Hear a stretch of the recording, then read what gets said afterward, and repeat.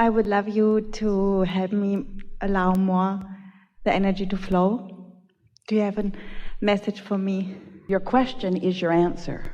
The message that we have for you is contained within the question that you ask about allowing the energy to flow. That's all that it is. Get into alignment and follow your impulse. And trust yourself, because you do, but sometimes you don't. Sometimes you do, but sometimes you don't. Sometimes you don't. And my desire is to connect to my non-physical. Often you are. And yes, and this is what I discovered, that I have been all along. Yes, sporadically. Alignment is not like a college degree where once you accomplish it, you get the certificate and it's yours forevermore. It either is or it isn't in the moment, and your emotions let you know how connected you are or how much you've pinched off. And so your emotions are the key to that, aren't they? Yes. My desire was to do this, what Esther is doing, and my big but was, why would anybody come to me if there's Esther? So there was my long time but. Well, we want you all to understand that. Why would anyone come here when you all have access to the same thing? And that is the singular desire of Abraham and Esther and Jerry, to demonstrate what alignment is and what streaming of consciousness is. Because everyone can do it, no exceptions. You are all extensions of source energy. And so there's nothing happening here that is unique or special. It is for every one of you. Nice to know. So what we talk about is about being aware. There are only a few things to know, and you know them, don't you? Law of attraction abounds. It's about all you need to know. And your emotions let you know what you're doing with your thought. And then life shows you what you're doing with your thought. We have a question for you. Do you feel happy sometimes? Yes. Do you feel happy often? Yes. Do you feel happy mostly? Yes. Is your happiness demonstrated through laughter? Yes. Sometimes. Is it demonstrated through powerful enthusiasm? Yes. Is it demonstrated through rambunctious action? No, not so much. Not so much. Is it demonstrated through clarity? Absolutely. Yes.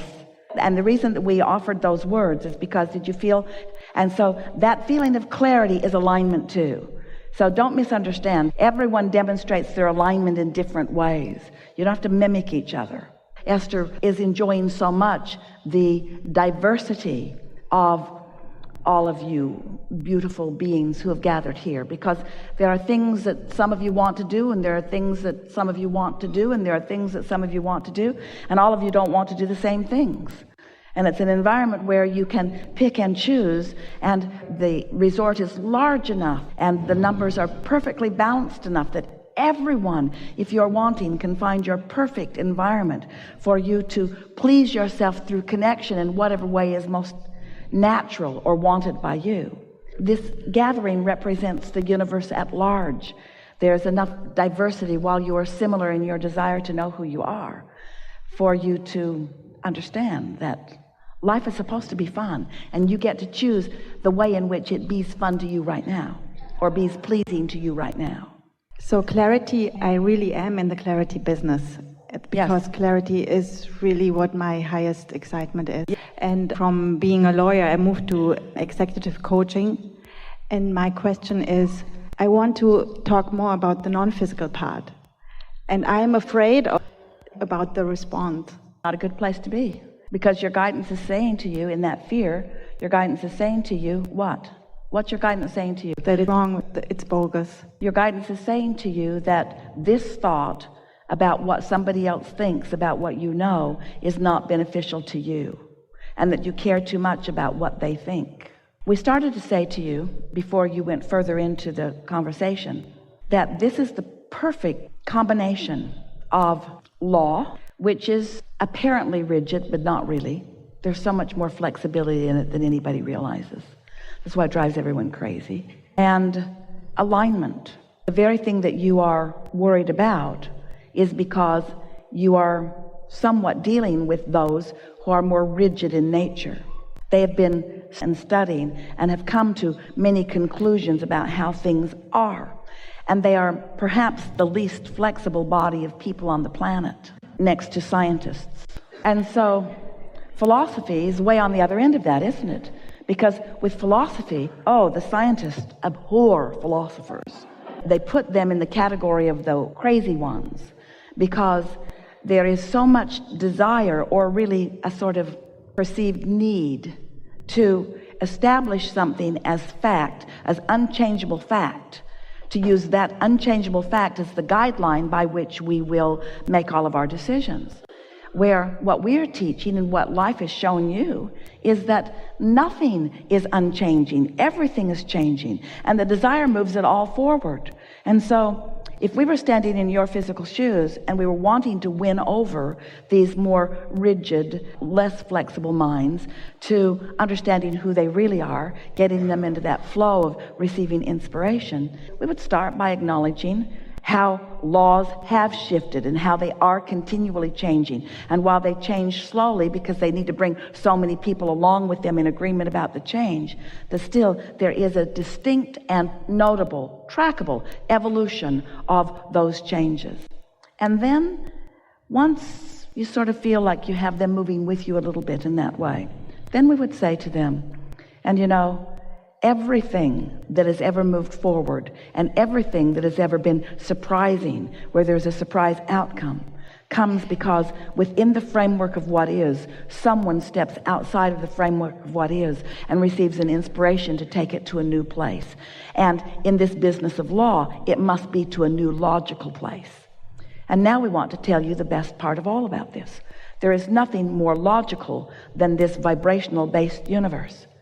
This is not something that is changing. Those of you who have been listening to us in the way that Esther has been translating it for us for all of these years have found not one inconsistency in anything that has ever been said in all of these 30-something years. And that's because the basis of it is stable, but the way it manifests is ever changing. And isn't the law a bit that way as well? So that's the way we would approach it. Appeal to their logic. And you will have the vocabulary and the inspiration to do that. And don't try to figure it out all at once. Wait for it in the moment. It is our promise to you that we were not up in Esther's beautiful suite dictating to her the details of this gathering. This has not been pre-decided or rehearsed. This is something that is inspired from the ever-moving combination of energy that are happening in this dynamic place right here and now, you see. And that's how life always is. So all that we're encouraging, and certainly they would understand it, don't you want the basketball player to be in the zone? And can't you tell when he is, and can't you tell when he isn't? And haven't you seen him stand and shoot a three-pointer after a three-pointer after a three-pointer after a three-pointer until you believe he cannot ever miss? And then don't you sometimes see him in a mode where no matter how much he tries, Esther will say, who put the lid on that basket? It's like nothing will go in. There's a curse on that basketball hoop. Nothing will go in. They're not tuned in, tapped in, turned on. They've let something get them out of sync. And so isn't it true with everyone? Isn't there an inspired surgeon? And isn't there an inspired preacher? And isn't there an inspired lawyer? Isn't there an inspired everyone? And isn't that word indicating what it really is, coming forth from within, from that broader awareness?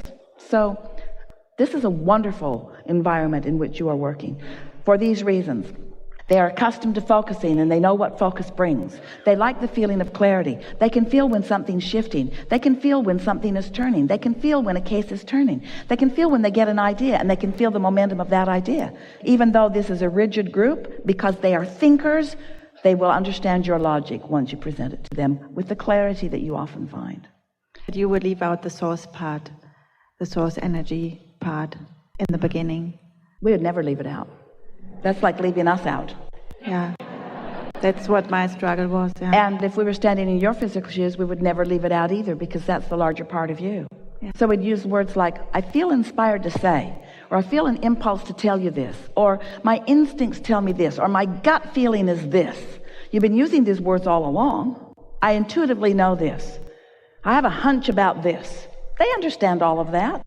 Some years ago, Jerry and Esther had some chickens, and the chickens were bothered by the skunks, and the skunks like to eat the eggs and sometimes like to eat the chickens. And so Jerry rigged up this wonderful way that he could catch the skunks without harming them and carry them to a faraway land, which they affectionately named Skunk Holler. They would set the skunks free and they would sing "Born Free" as the skunks would run off into the bushes.